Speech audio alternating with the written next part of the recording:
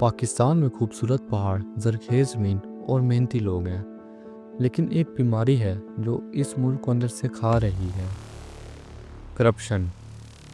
آخر یہ کرپشن ہے کیا، اور اس کا ذمہ دار کون ہے؟ صرف سیاستدان یا ہم بھی اس میں شامل ہیں؟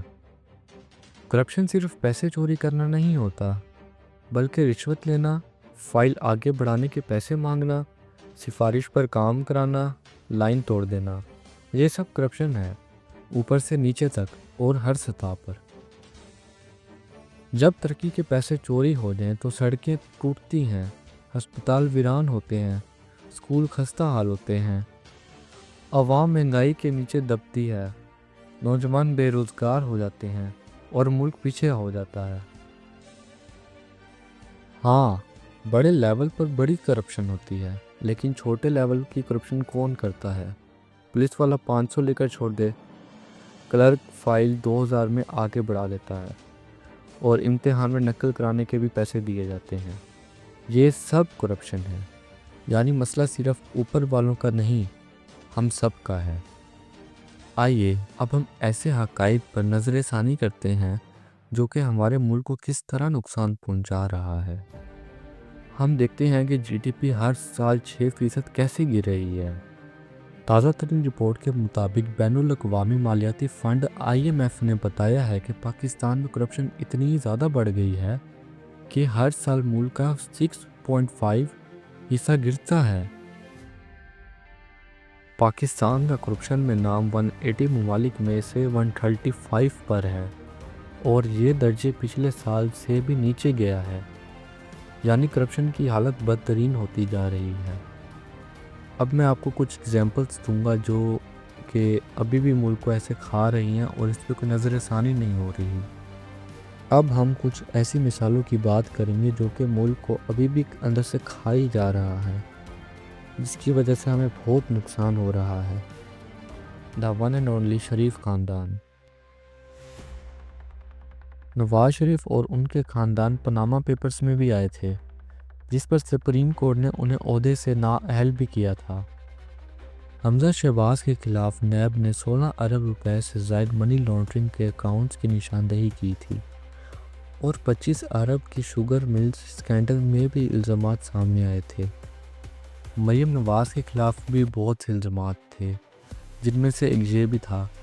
میڈیا میں دعویٰ کیا گیا ہے کہ پنجاب کے ایک منصوبے میں مبینہ کرپشن ہوئی، ٹھیکے منظور نظر افراد کو دینا اور قومی خزانے کو نقصان پہنچانا شامل تھا۔ اور ریسنٹلی آپ لوگوں نے ایک واقعہ سنا ہوگا جو کہ ڈکی کے ساتھ ہوا ان دنوں۔ NCCIA کے کوئی آفیسر تھے، سرفراز چودھری، تو اس نے ڈکی کے ساتھ ایک تو تشدد بھی کیا، اور دوسرا یہ کہ اس کے اکاؤنٹ سے تقریباً 8 یا 9 کروڑ نکالے، اور پھر آگے نیوز پہ پیش کر رہے ہیں کہ ہم نے ریکور کیے ہیں ڈکی کے اکاؤنٹ سے۔ تو یہ جو ڈکی ہے جس کا نام ساجد الرحمان ہے، اس کے بیل ہونے کے بعد ڈکی نے یہ سارا سسٹم ایکسپوز کر دیا کہ سرفراز چودھری کیسا شخص ہے اور کس طرح اس نے تشدد کیا میرے اوپر۔ یہ ویڈیو ڈکی بھائی نے اپنے چینل پہ پوسٹ کی ہوئی ہے، آپ دیکھ سکتے ہیں۔ دوسرا یہ کہ میں خود ایک اسٹوڈنٹ ہوں اور میرے سامنے کرپشن ہو رہی ہے کھلے عام۔ ریسنٹلی میرے بورڈ کے پیپر ہوئے تھے، فرسٹ ایئر کے بھی سیکنڈ ایئر کے بھی، تو جب بھی میں گیا ہوں ایون 9-10 کلاسز میں بھی ادھر کرپشن ہی کرپشن، مطلب یہ نقل کروانے کے بھی پیسے دیے جاتے ہیں، اور وہ کسی بچے کا پیپر لاتے ہیں تو وہ سارا پیپر کاپی کیا جاتا ہے۔ یہ ویڈیو بس میں نے اس سسٹم کو ایکسپوز کرنے کے لیے بنائی ہے، کیونکہ مجھے خود بھی افسوس ہوتا ہے کہ ہم کس ادارے میں جیتے ہیں، مطلب کسی کو انصاف تک نہیں ملتا اس ملک میں۔ تو میں یہ کہنا چاہوں گا کہ ہم کرپشن کو کس طرح ختم کر سکتے ہیں۔ پاکستان میں کرپشن ایک دن میں شروع نہیں ہوئی تھی اور ایک دن میں ختم بھی نہیں ہوگی، لیکن یہ ناممکن بھی نہیں ہے۔ کرپشن اس وقت تک ختم نہیں ہوتی جب تک قوم، ادارے اور حکومت یہ تینوں مل کر ذمہ داری قبول نہ کریں۔ اس کے لیے ہمیں چند سخت مگر ضروری قدم اٹھانے پڑیں گے۔ سسٹم کو ڈیجیٹلائز کرنا پڑے گا۔ جب تک ہر چیز فائلوں میں، دفتروں میں اور ہاتھوں میں چلتی رہے گی، رشوت اور سفارش کبھی ختم نہیں ہوگی۔ سرکاری لین دین۔ پاکستان میں مسئلہ یہ نہیں ہے کہ قانون کمزور ہے، مسئلہ یہ ہے کہ قانون سب پر ایک جیسا لاگو نہیں ہوتا، چاہے وہ سیاستدان ہو، جنرل ہو، افسر ہو یا طاقتور کاروباری ہو۔ اگر قانون ایک جیسا ہو جائے تو 50% کرپشن ابھی سے ہی ختم ہو جائے، مطلب آج کے دن ہی ختم ہو جائے۔ ہر بڑے منصوبے کی لائف ٹریکنگ عوام کے پاس ہونی چاہیے۔ ہر سڑک، ہر سکول، ہر اسپتال کا خرچہ عوام کے موبائل پر نظر آئے، تب کوئی خربو نہیں کھا سکتا۔